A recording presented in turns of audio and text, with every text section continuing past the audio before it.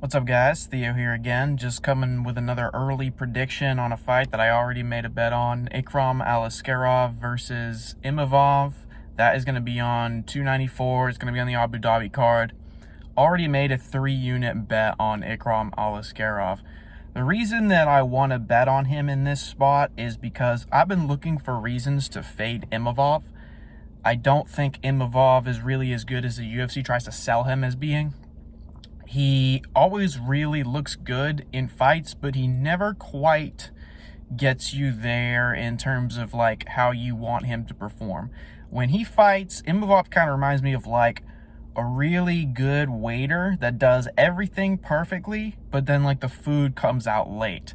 Like they're really nice, maybe they're really good looking, you get a good seat, they remember your order and everything, but then the food just comes out a little bit later than you want it to. It's like you end up getting what you want, but he just doesn't deliver it in the way that you really want him to. He's pretty unreliable as a finisher, so I don't see him finishing Aliskerov here.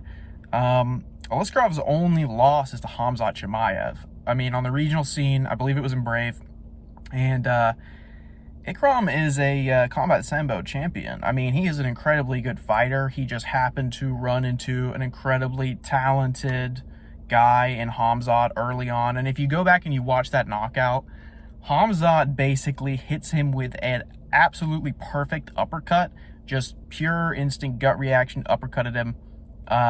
It was a beautiful combination, and Ikram just got knocked the fuck out, man. But I don't see Imavov doing that here.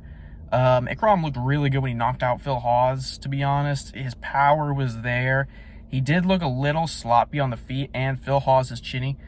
But, I mean, at minus 115, you're not going to get this type of odds on Ikram if he wins here. You're not going to ever get minus 115 on him pretty much ever again, unless he goes and fights Khamzat or Bo Nickel or something like that. I mean, he's really good. He's pretty much a blue chip prospect, so to speak.